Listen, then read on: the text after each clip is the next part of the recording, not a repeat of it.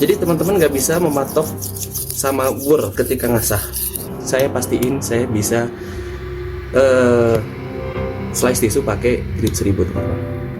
Ini udah bisa slice tisu teman-teman.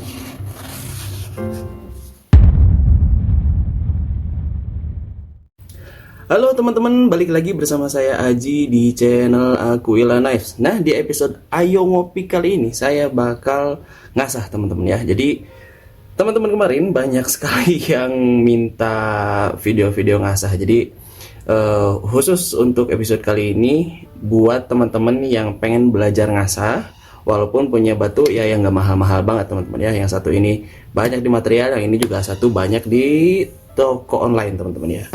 Jadi kita mulai dari pisau dapur, karena banyak sekali teman-teman pisau dapur, atau mungkin nanti teman-teman yang suka sembelihan juga bisa ngambil referensi yang teman-teman dapat dari video ini juga. Nah, jadi kemarin itu memang banyak banget teman-teman yang pesan pisau dapur dan nggak tahu, kurang paham cara ngasahnya. Nah, jadi saya cuma mau review dua batu asah ini, dan kita bakal dapat ketajaman yang insya Allah bakal maksimal untuk pemakaian di dapur ataupun di dunia sembelihan teman-teman. Nah, jadi yang harus kita pahami dulu, ini pisaunya bahan 440C teman-teman. Ini udah daily driver buat di dapur saya nih. Jadi ini emang ibu saya yang pakai. Nah, ini ketajamannya kayak gini teman-teman. Sama sekali udah nggak tajam kecuali tengahnya doang. Nah, segini ya. Tuh, sebelah sini nggak tajam. Nah, oke, kita tumpulin dulu teman-teman. Ini udah biar tumpul, biar adil, biar kita mulai dari nol bareng-bareng teman-teman ya. Oke, kita mulai dulu dari batu yang murah. Ini mungkin ada di 25 ribuan kali ya batu ini sekarang. Jadi untuk level ketajaman yang kayak barusan, kita bisa mulai langsung dari grit 400 teman-teman. Nah, misal kalau teman-teman mau pakai grit ini, biasanya untuk jangka lama, jangka panjang ini biasanya agak tumpul teman-teman kalau bagian sebelah sini ya. Karena dia memang apa ya, sifat abrasifnya kurang menurut saya. Tapi kalau yang ini dia akan luntur sepanjang kita memakai batu ini. Nanti teman-teman bisa lihat si batu ini bisa jadi lumpur teman-teman ya. Nah, oke. Untuk ketajaman kayak barusan ya, kita mulai dulu dari sini. Nah, mungkin ada beberapa basic dari ketika kita mengasah. Jadi basic mengasah itu simpel teman-teman. Yang satu konsistensi sudut asah, dan yang kedua tekanan. Itu aja yang penting di samping material media asahnya sama material pisau. Yang penting itu cuma dua, sudut konsisten dan tekanan teman-teman. Oke, kita mulai. Jadi ini single bevel teman-teman. Ini perlu dipahami juga, yang saya pakai ini single bevel, yang sebelah sininya rata. Ini ada bevelnya, yang ini enggak. Nah, jadi konsepnya kalau ngasah single bevel, yang ini biasanya agak naik, nanti yang ini ini banget ya, nih dari sini. Nah, ini nempel, naikin sedikit aja. Nah, segini. Ini sudut ngasah ketika nanti di sisi sebelah kiri teman-teman. Oke, kita mulai ya. Kita basuh dulu sama air. Kalau ini wajib selalu dibasahin teman-teman. Nah,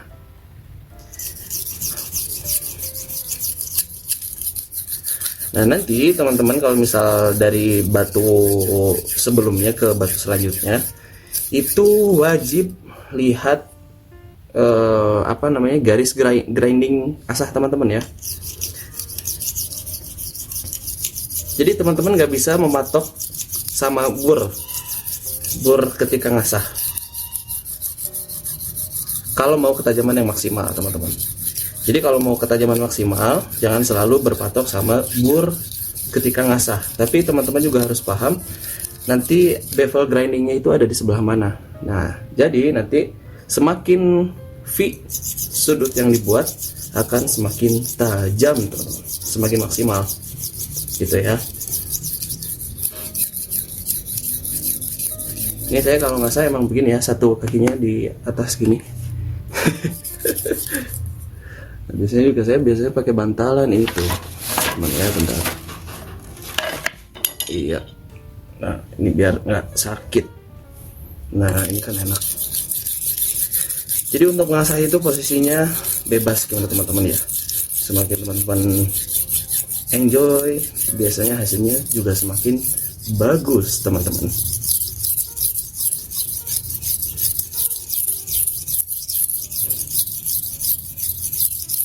Nah, karena ini material pisau yang dipakainya itu adalah 440 ya teman-teman, yang mana gak terlalu keras, gak terlalu empuk juga. Gimana heat treatmentnya, apalagi untuk di dapur, biasanya kalau daily driver tuh biasanya harus dibuat tangguh teman-teman, apalagi yang makainya ibu-ibu gitu. Nah, ini yang teman-teman yang pesan pisau dapur walaupun bahannya stainless, dan ya mesti dipahami juga kalau misal gimana kondisi airnya, apakah kandungan garamnya tinggi dan segala macam, atau kelembabannya. Yang namanya stainless itu bukan anti karat teman-teman. Nih contohnya kayak begini, ini ada karat nih ya, ini daily driver ibu-ibu nih tuh, di sini ada karat walaupun bahannya 440C. Jadi teman-teman yang pakai pisau bahan 440C, 3CR13, kalau misal nanti enggak deng, kalau 3CR13 dia lebih tahan karat daripada 440C, walaupun kandungan kromiumnya lebih rendah dari 440C, tapi kandungan karbonnya itu jauh dibanding 440C teman-teman. Nah, itu biasanya karbonnya itu yang dia bikin agak cepat karat teman-teman, walaupun kromiumnya tinggi. Kita cek dulu burnya kalau sudah muncul.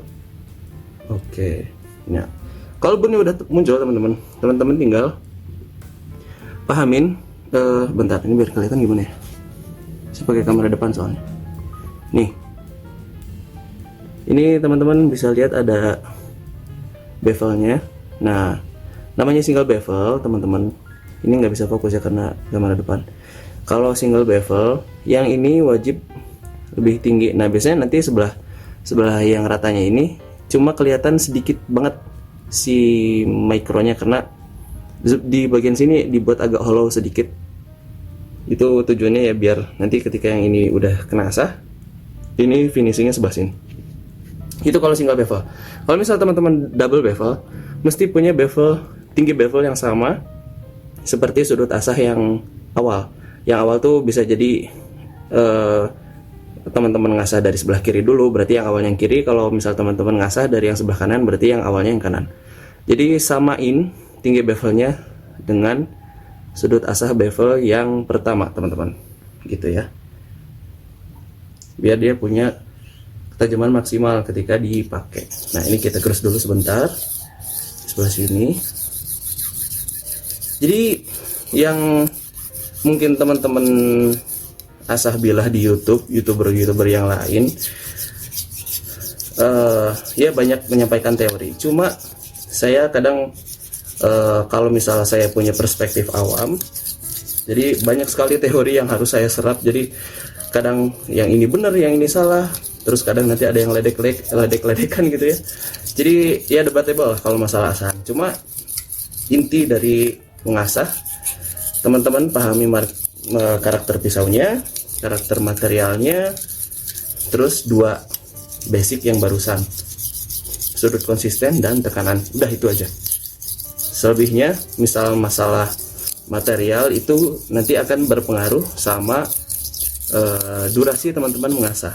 Jadi nggak usah dibuat ribet, nggak usah dibuat kayak gimana-gimana. Pahami basicnya, pahami materialnya, udah itu cukup buat teman-teman bisa jago ngasah. Mau material apapun itu ya, mau material apapun itu. Ya, kalau misal teman-teman udah oke dengan teorinya, tinggal latihannya yang sering teman-teman. Nah, ini nempel dulu, ini nempel, angkat sedikit. Nah, segini. Ini untuk single bevel teman-teman.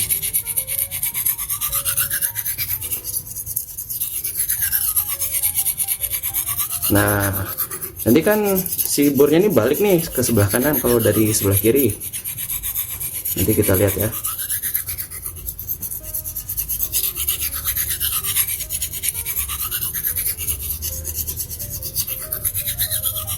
Nah, ini udah balik teman-teman. Nih, ini biar teman-teman bisa secara visual teman-teman bisa lihat kalau bornya ini udah balik teman-teman ya. Ini kita pakai kuku. Nah ini nempel teman-teman, tuh, ini nempel. Nah, kedengeran gak sih? Nih, kedengeran nih. Nah, itu dia. Ini bornya kelihatan. Kalau yang sebelah sini nggak akan, dia pasti langsung jatuh. Jadi saya tuh. Oke, gitu intinya. Kalau mau secara simpelnya gitu ya, untuk bisa dilihat di kamera. Nah, bornya udah ada dari masing-masing sisi. Dari kanan kita udah munculin bor, terus ini juga bevelnya udah konsisten teman-teman, dari pangkal sampai ujung. Sebelah kiri juga udah. Sekarang tinggal step yang mungkin banyak dilewatin, tapi ini adalah step yang paling penting teman-teman. Sebelum teman-teman naik ke batu asa selanjutnya, teman-teman pastiin bor yang di grade ini, yang sekarang teman-teman lagi ngasah ini, mesti hilang di batu yang sama teman-teman, sebelum lanjut ke batu yang selanjutnya. Oke, caranya bebas, asal kurangi tekanan aja. Kalau ini cara saya teman-teman. Nah,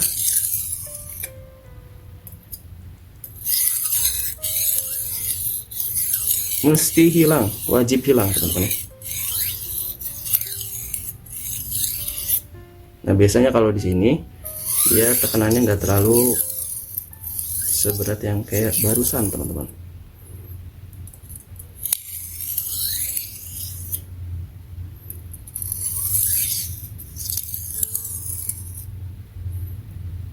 Ini sedikit lagi.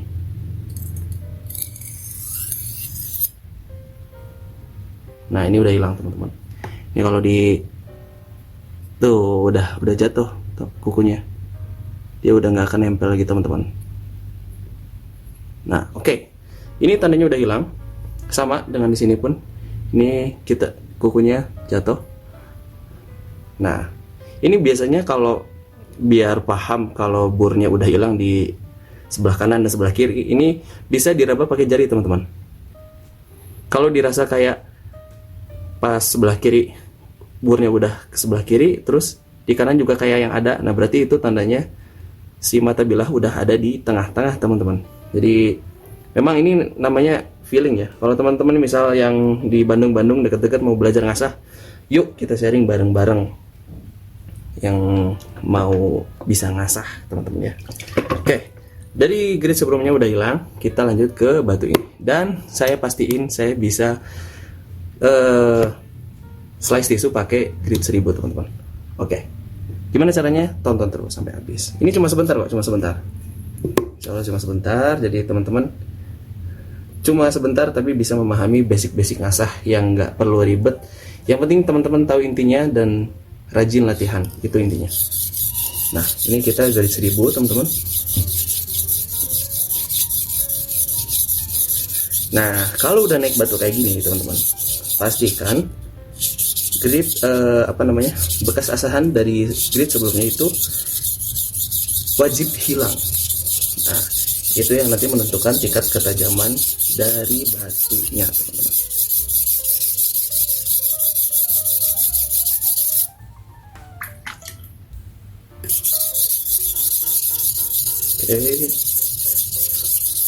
Ini biasanya kalau part-part notch nggak terlalu lama ya. Kalau misal kayak ngasah M390, ASP, Fukore itu biasanya agak lama kalau di batu kayak begini.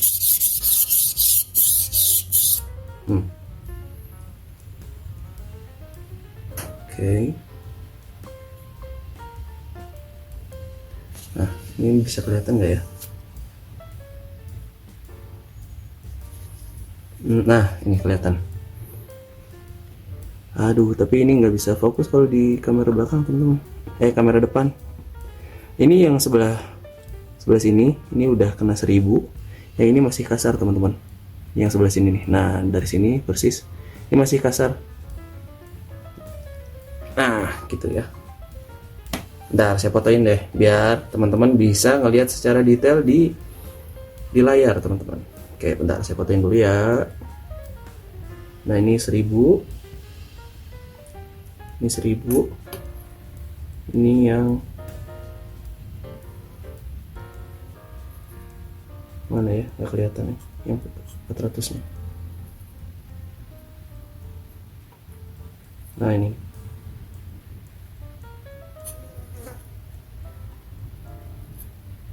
Ih, nggak kelihatan teman-teman, malah kelihatan kameranya. Nah itu dia. Oke, semoga teman-teman bisa ngebedain ya bedanya di mana. Itu jelas banget kelihatan bedanya. Jadi wajib hilangin bekas asah di grid sebelumnya teman-teman. Oke, kita lanjut biar merata.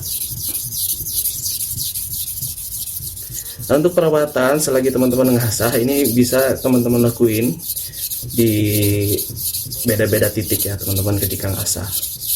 Jadi pakai ritme aja, misal ya segini kayaknya ini pindah lagi ke tengah, nanti pindah ke depan teman-teman. Sekalian nanti kalau misal kan kalau batu Jepang nih, batu Jepang biasanya ada erasernya kan.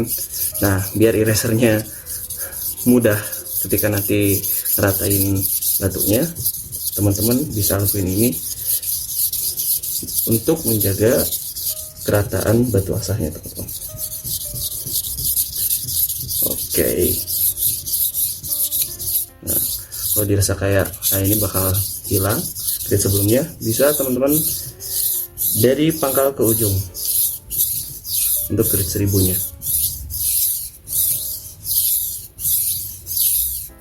Ya rata teman-teman. Oke. Semoga yang saya ucapin dari tadi bisa teman-teman tangkap dengan mudah ya, mudah dimengerti gitu ya maksudnya. Jadi teman-teman tidak menerima terlalu banyak informasi yang membingungkan gitu ya. Nah ini udah ada dapurnya, teman-teman bisa lihat mungkin ya, kelihatan nggak ya, bakal kelihatan nggak ya, ini nempel kok, kok saya nempel. Oke, udah ada burnya, kita lanjut ke sebelah kirinya. Nah untuk pemakaian batu Jepang, kalau misal teman-teman, jadi batu Jepang itu kalau misal teman-teman baca di di bungkusnya teman-teman, itu kalau ada lumpurnya dibilang jangan dibuang lumpurnya, jangan dibersihkan. Itu karena masih membantu untuk abrasiveness katanya, masih untuk tingkat abrasinya masih bagus buat ketika kita ngasah. Sama dengan yang sebelah kiri juga. Nah nanti teman-teman biar bisa paham kenapa bur gimana kelihatannya ketika bur yang di batu yang lagi diasah itu mesti hilang di batu yang lagi diasah juga gitu ya, di batu yang sama mesti hilang di batu yang sama. Nanti saya bakal tunjukin karena ini di grid 1000 itu biasanya burnya pada rontok, pada kelihatan teman-teman. Beda sama yang grid barusan.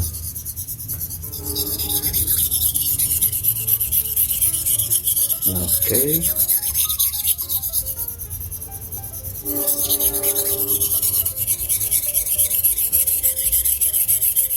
Jadi saya nggak mau potong-potong videonya mungkin untuk episode kali ini, biar teman-teman tahu ternyata ngasahnya itu segampang itu gitu.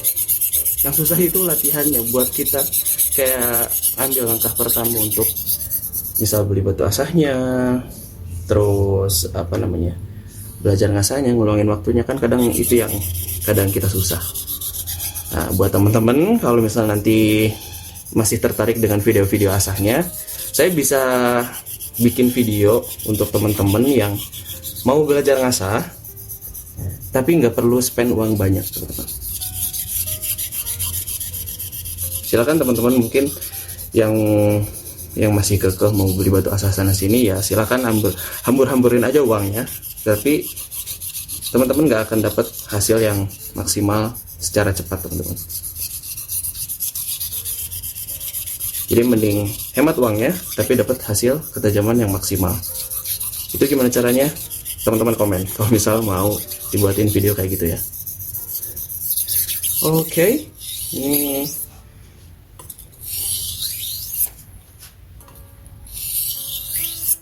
Ini udah balik bornya. Kita hilangkan bornya di batu yang sama teman-teman.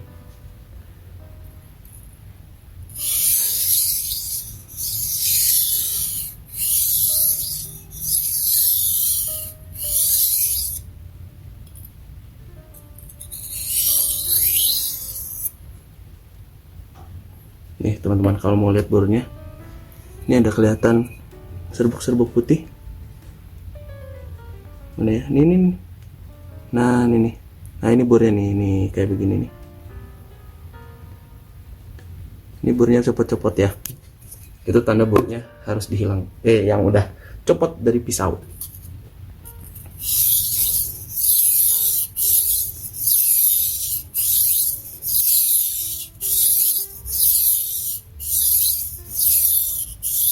Saya foto biar teman-teman bisa lihat ya. Ini nggak akan terlalu jelas kalau misal teman-teman mesti lihat pakai kamera depan. Nih tuh, kalau di foto kayak gini lebih kelihatan teman-teman. Nah, yang saya tampilin sekarang itu adalah foto buralnya, bornya teman-teman. Cepat aja ya. Masih ada bornya, masih kelihatan. Jadi kita mesti hilangin. Jadi semakin tinggi gridnya ketika teman-teman ngasah, biasanya bornya agak lama untuk dihilangkan teman-teman. Apalagi bahan-bahan yang kromiumnya tinggi, itu biasanya agak sebel kalau mau ngehilangin bornya, karena dia agak alot kan. Kalau yang keras tuh kayak model-model DMO5, model TKM, itu ngilangin bornya cepat teman-teman, dibanding pisau-pisau dengan kandungan kromium yang tinggi alias kromium carbide teman-teman. Oke.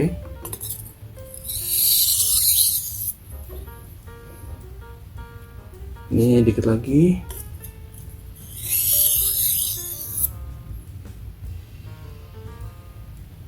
Oke.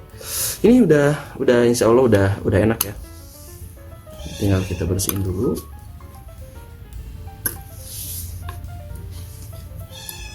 Oke.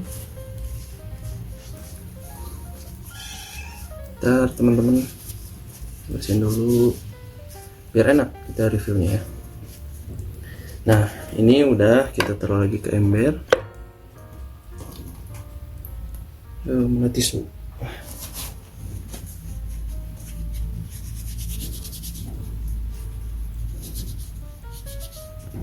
Oke.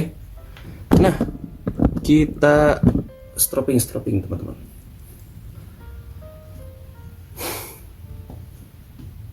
Wait. Ini pakai tisu biar. Nah, ini biasanya saya stroppingnya kayak gini dulu teman-teman, untuk ngilangin burnya yang masih nempel-nempel sedikit-sedikit, mungkin secara mikro yang secara kasat mata saya juga nggak bisa lihat. Jadi stropping kayak gini tuh sangat efektif daripada kayak gini. Ini bakal lama teman-teman, kali gini bakal lama, kecuali untuk finishing boleh pakai kayak gitu.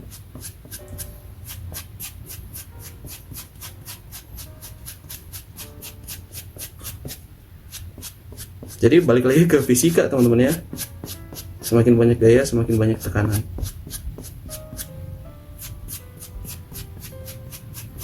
Nah, teman-teman juga yang mau stropping premium kayak begini, teman-teman bisa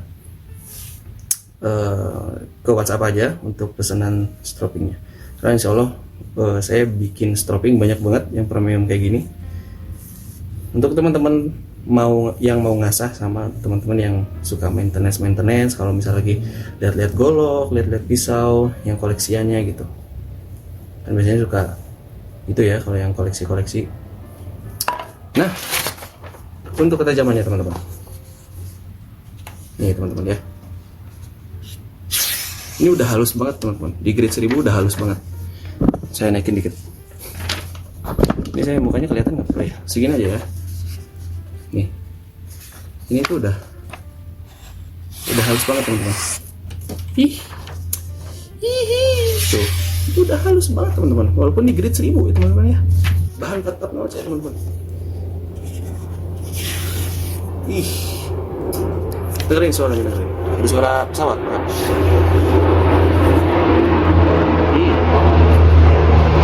Sebentar, ada pesawat.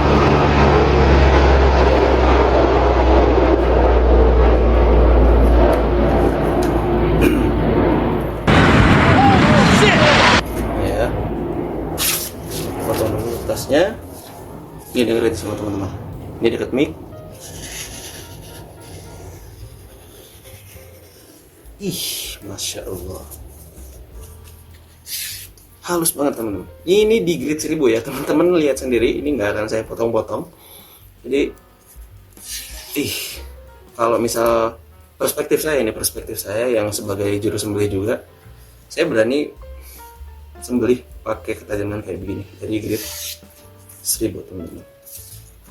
Oke, saatnya saya membuktikan janji saya yang di awal. Saya bakal slice tisu pakai asahan grid 1000 teman-teman ya. Jadi ini teman-teman nih, mau ngedebat silahkan, tapi ini adalah bukti nyatanya teman-teman, kalau slice tisu itu bisa di grid 1000 teman-teman. Hihi, mantap ya teman-teman. Jadi teman-teman yang misal kayak mau beli batu king yang ini kurang kelihatan. Nah, teman-teman yang mau beli batu king grade 3000, grade 6000, 8000, bebas. Gimana teman-teman? Gimana dengan teman-teman suka sama hasil hasahan dari batu yang teman-teman beli ya? Cuma enaknya kalau batu Jepang yang apalagi yang barusan yang grade 1000 itu, ini udah bisa slice tisu teman-teman. Tuh ya. Jadi semoga video ini bisa jadi referensi teman-teman untuk belajar ngasah, walaupun dengan budget yang nggak mahal-mahal banget mungkin ya. 25.000 tambah 800.000 berapa sih gitu kan? 825.000 untuk bisa teman-teman beribadah dengan lancar. Teman-teman bisa potong-potong sayur di rumah sama potong-potong daging mungkin di rumah dengan lancar. Apalagi misal nanti menjelang Idul Adha, teman-teman punya basic skill ngasah yang oke, yang bisa dipakai semua orang ketika nanti misal ada yang mau ngasahin pisaunya ke teman-teman sekalian. Jadi teman-teman bisa bantu orang-orang yang butuh dengan asahan teman-teman. Atau mungkin teman-teman yang perspektifnya bisnis bisa buka jasa asah dengan yang modal yang saya bilang barusan yang sekitar 800 ribuan. Teman-teman bisa buka jasa asah yang oke banget, insya Allah teman-teman. Oke, mungkin sekian aja untuk video